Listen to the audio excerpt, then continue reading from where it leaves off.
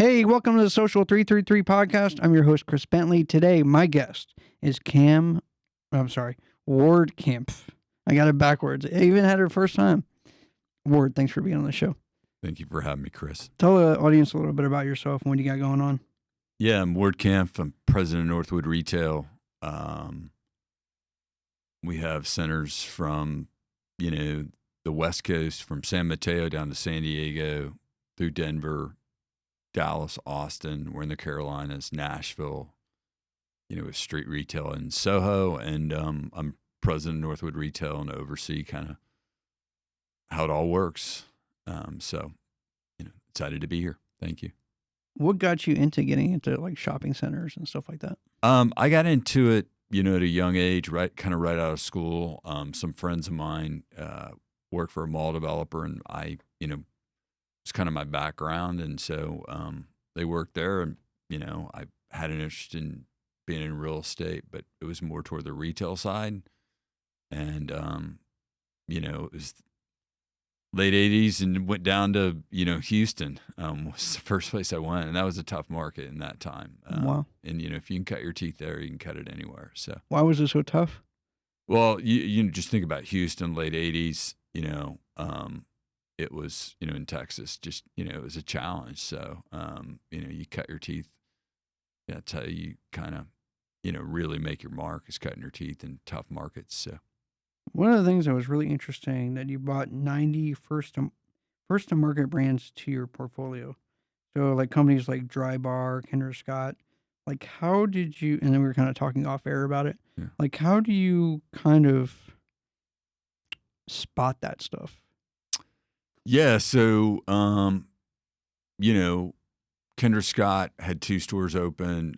We have a young, talented leasing agent that was really, after Kendra, and we met her in Phoenix, and subsequently we've done other deals with her. But it's, we like to be first to market. We think it differentiates your center. People will come. Allie Webb with Dry Bar had, I think, 2 or 3 stores at the time. She was a stylist out of her van and, grew it, sold it.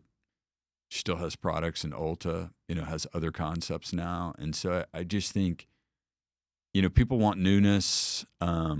These aren't going to be everywhere. And, the world, there's always people are creating concepts constantly. And so that's the exciting part of retail right now.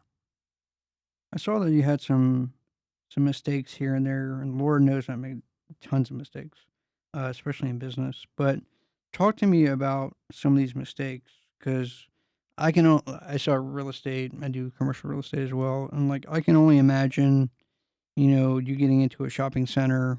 Let's say you land Kendra Scott, and nobody shows up, right? Or you get her in the wrong spot, right? Right. I mean, that's retail, right? Right.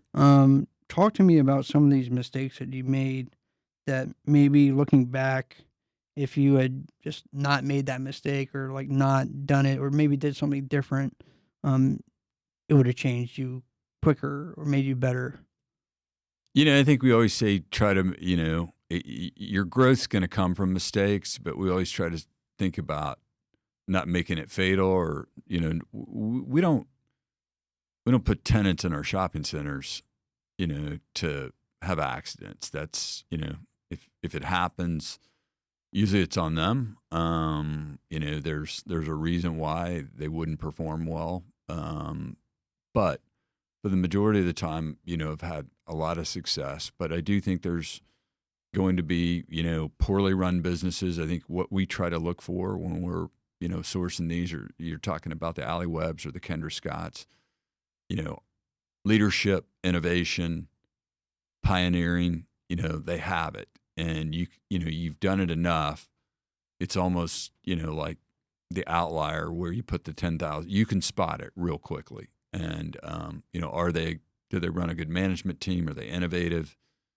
Do they have a good business model? And usually what you find out when things fail is the business model wasn't as big as you thought it was. So You've worked at some really big places, like you had leadership roles in Gap, Thomas Enterprises, a couple other property management companies, real estate companies. What are those, positions kind of taught you?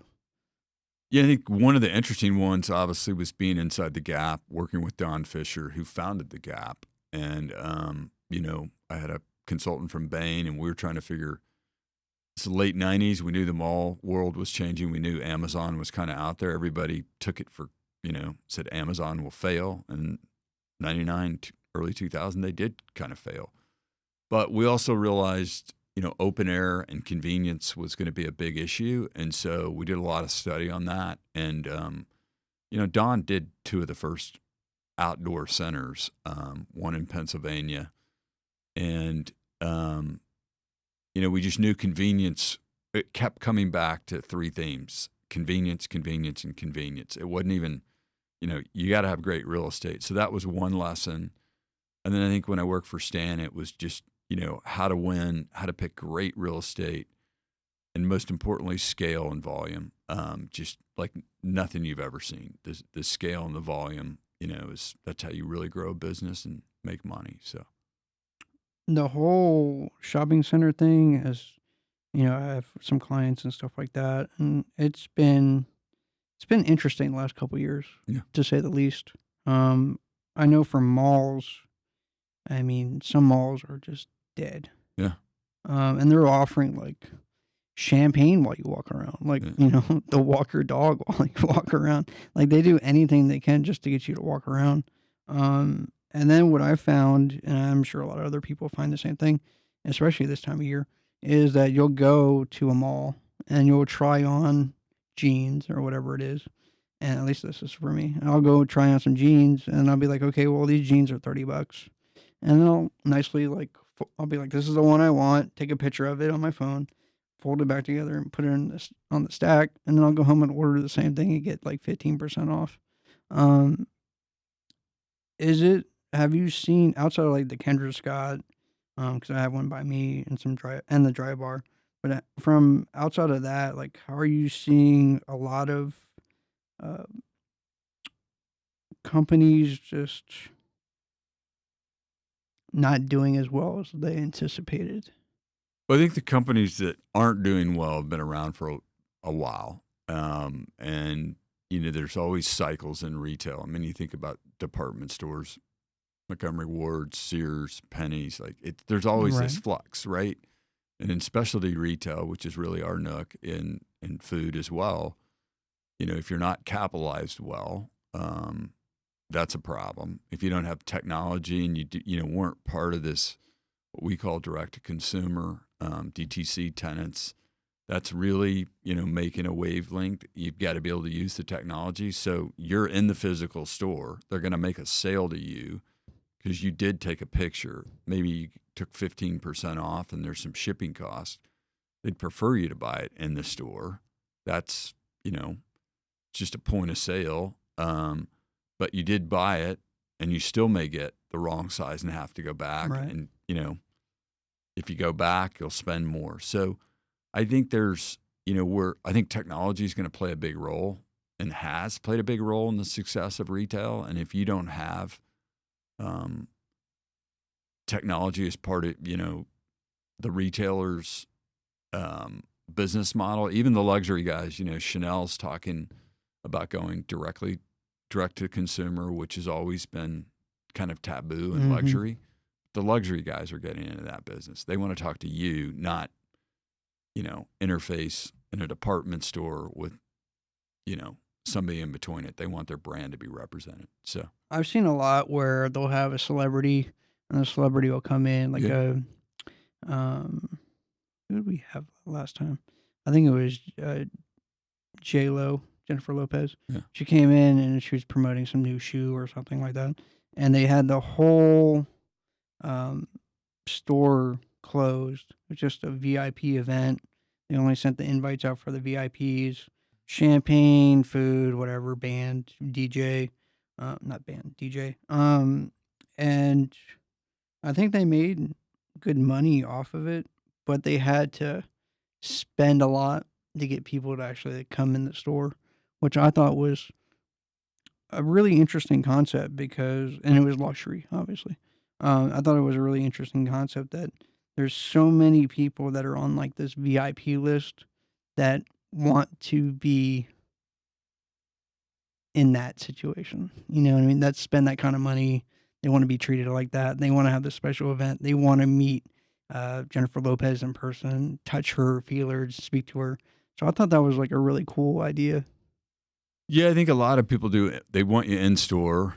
They want their best clients, obviously, if they can do, we call it, clienteling, special events. We just did one down in Austin at Domain Northside. We have a tag store, which is, the watch brand Right. associated with F1. And they did it F1 weekend. I think it was the 18th or 19th of October.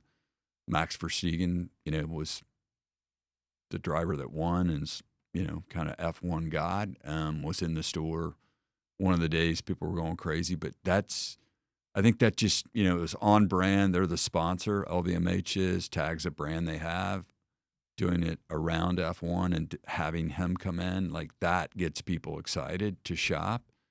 And I think, if you can, there's a lot of social selling too, right? We're Right. in this world of influencer selling, social selling, where it's, people want to be seen at events and take pictures. Right. And so that's just the transformation of what's happening in retail. And probably to your point about some of the malls suffering, it's a tougher setting to do something like that. I think the more that the brand expands, the tougher it gets. Yeah.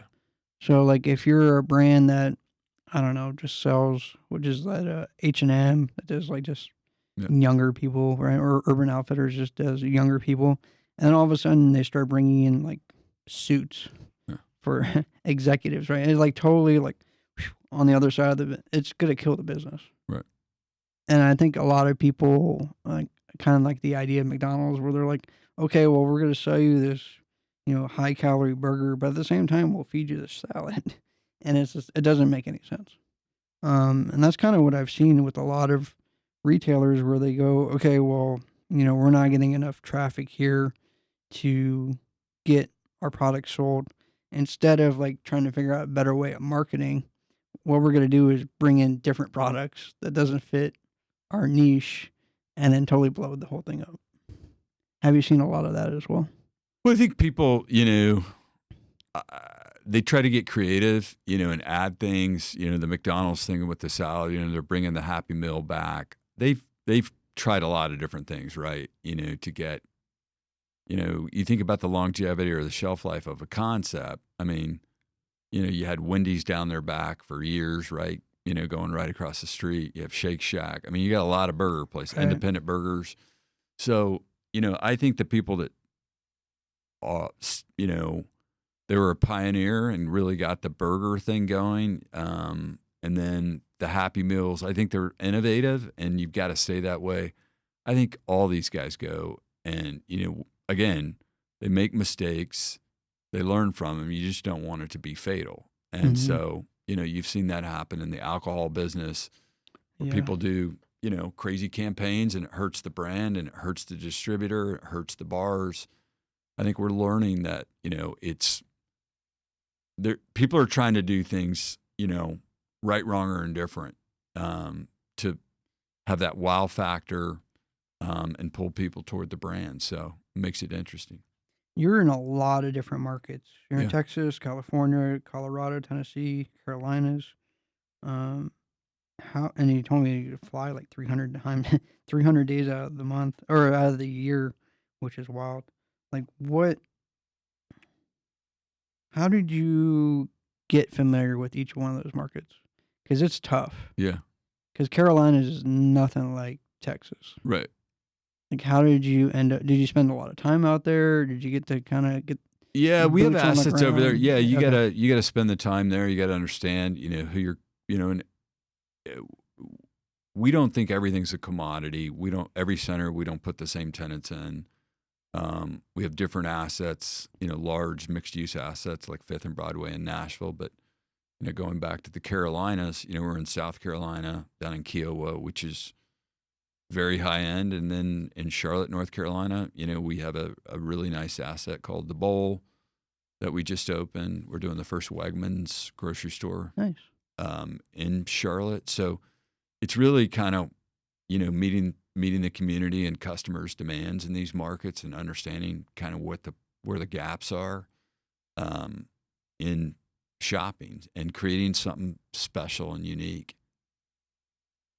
Talk to me about like the future retail. Like, do you see it kind of like what I was talking about before with a lot more like influencer stuff, a lot more people bringing people in for VIP events, just kind of anything that they can to get people in the door? Yeah, what I would say is the biggest thing is, clienteling is going to become a real big part of the future. Meaning, they know who their top 100 clients are. That should just be, or 200, and doing events, in-store events, kind of exclusive to their top clients. No different than what, banks do, investment banks do, high net worth. They do it for high net worth families. I mean, there's everybody's trying to sort this out. And so I think there'll be winners and losers. But I do think that the in-store stuff is going to be really important. And then the future of it's going to be innovation, freshness, newness. That's what's going to drive, the future of retail. In your podcast, Backstory and Beyond, so the second Telly Award. Tell me about that. I thought that was pretty cool. Yeah, much to my surprise, our production company and our writer, editor, producer, Emily Andrews, who works with us, they submitted it, with really without my knowledge, kind of knowing that was something, we were going to go do. And it's worked out really well. And Nice. I think, we focus on founder-led businesses. And I think it's something that, we really pride ourselves on. And I think the reason it is award winning is, it's authentic, it's not totally scripted. And I think we let people kind of tell the whole story, we had Goriana and his wife, Jason, and like we were trying to book it. And they said, listen, we can't be real. We're not going to do this. Meaning, if he wants to drop an F-bomb in context, not just cuss, but like, Right. the shit didn't show up at the trade show, Right. like we were desperate. We had no money. That works. And people want to hear that side. We had a young lady, Nina, our very first go, and she talked about all the success with the celebrities, from Beyonce, to Lizzo, et cetera. And she just said, but at the same time, my mental health's really important. There's somebody I see, people want to hear that. And she's young, and that, telling that side of it is authentic and real, and it's part of life. Yeah. Yeah, I think that's the best part. That's why I really like our show, because just about everybody's that I've come or guests that come on has had some sort of problem, had been bankrupt, Right. Had problems with their spouse, had problems with their, childhood, had addiction problems. So I think that's all that stuff is really cool, and it just like helps bring a real personal touch to it instead of being like, yeah, I built a company, it makes $50 million a year, and I sit at home and eat crackers. Like everybody would be like, oh, this is really boring. Right. But when you talk about some of the struggle, then people kind of can relate to, hey, look, like that person's struggling. Well, like I'm struggling too, or I struggled. So it's just really cool how that is, and I really commend you for the podcast. Thank you. What do you really see? I mean, you got definitely a legacy. I mean, you got a lot of stuff going on. I know you've been at it for a long time. Like, what do you really see, like, the end being? Is it going to be more shopping centers? Is it going to be more, first timers in your shopping center? Is it going to be more celebrities? Like, what is it?